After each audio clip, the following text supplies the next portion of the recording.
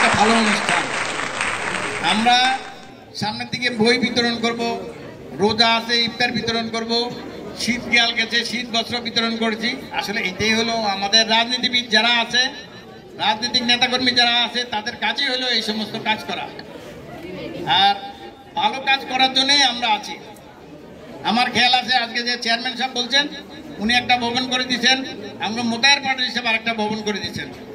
আমি এখানে নিচে একটা প্রোগ্রামে আসছিলাম, তখন আমি এমপি ছিলাম, কিন্তু তখনও আমি খালি হাতে আসি নাই। কারণ হলো আমাদের দেশে দেখছি জামাই যখন শ্বশুর বাড়িতে যায় তখন আর কিছু না নিতে পারলেও একটা ইলিশ মাছ পাকা করে এক পান তো নিয়ে যায়। আমি যখন আসছিলাম তখনও অনেক খেলাধুলার সরঞ্জামাদি নিয়ে আসছিলাম। আসার পরে আমি শুনতে পেলাম একজন বক্তৃতা দিল যে গত 19 বছর হাততালি দিছি। তখন জহির প্রফেসর আসছিল, 19 বছর কেন হাততালি দিছে, কি বলছে এটা কি জানতে চাইলাম। বলে যে স্যার 19 বছর তারা হাততালি দিচ্ছে, এটা আসলে ডিগ্রি কলেজ পায় নাই। তা আমি আবার ভিতরে ভিতরে আলাপ করলাম কেন পাই নাই ডিগ্রি কলেজ। তখন উনি বলল যে আসলে এখানে আরেকটা ক্রাইটেরিয়া আছে, আরেকটা ভবন করতে হবে। তো আমি তখন আলাপ করলাম, আলাপ করার পরে আমি দেখি ওই তখন ডাইরেক্ট আমি কিছু না বলে আমি দেখি কি করা যায় অন্তত এটাকে। তারপরে আমি এই জহির প্রফেসর আমাকে এমনভাবে জড়াইয়া যে এটা করতে হবে। তখন আমাদের এই কচি ভাড়ার হিসাবে দিয়া ব্যক্তিগত টাকা দিয়া 10 লক্ষ টাকা খরচ করে একটা ভবন করলাম। তার মানে আপনি 16 বছর কি করেছেন? 16 বছর আওয়ামী লীগ সরকারের ক্ষমতায় ছিল। চেয়ারম্যান সাহেব যে বক্তব্য দিয়েছে এগুলি তো আমাদের অর্জন, সাধারণ মানুষের অর্জন, দেশের সমাজ। আপনারা 16 বছর কি করেছেন? ওগুলো কি আপনারা সস্তা করতে পারেন না? আমাদের জন্য পূজা হিসাবে আপনারা রয়েছেন। সুতরাং আগামী দিনে যা হবে ফরিদগঞ্জে আমাদের এমপি লায়ন সাহেব আগামী দিনে ইনশাল্লাহ নমিনেশন এমপি হবেন।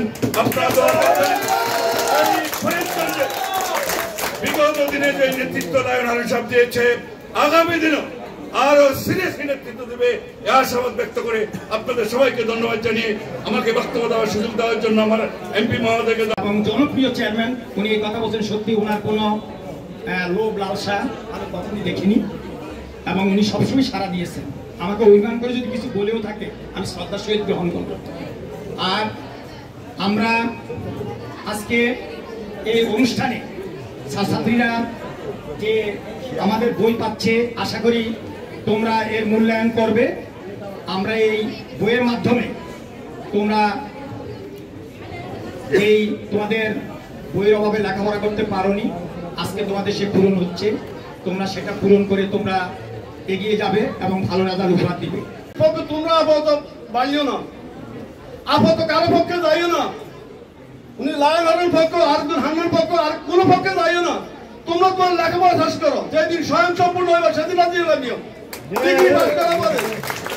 তার আগে তাদের হাত দিও না, নিজের জীবন নষ্ট করিও না। মা বাবা অনেক আশা করে তোমাদেরকে কলেজে পড়াইছে। পরিশেষে মেয়েদেরকে আরেকটু কথা বলি, আমরা পুরুষ জাত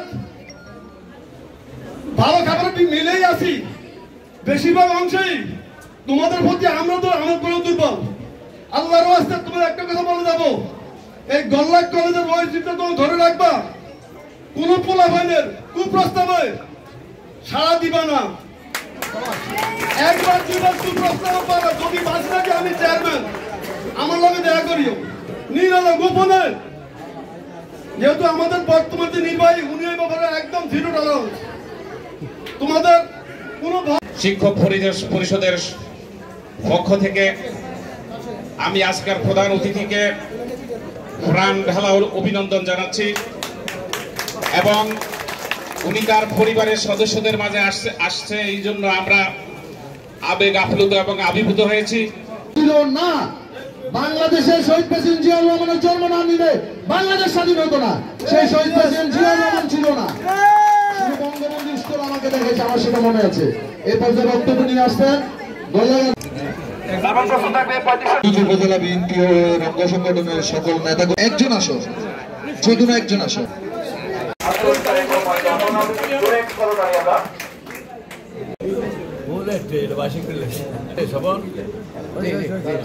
গ্রহণ করবেন আজকের অনুষ্ঠানে সম্মানিত প্রধান অতিথি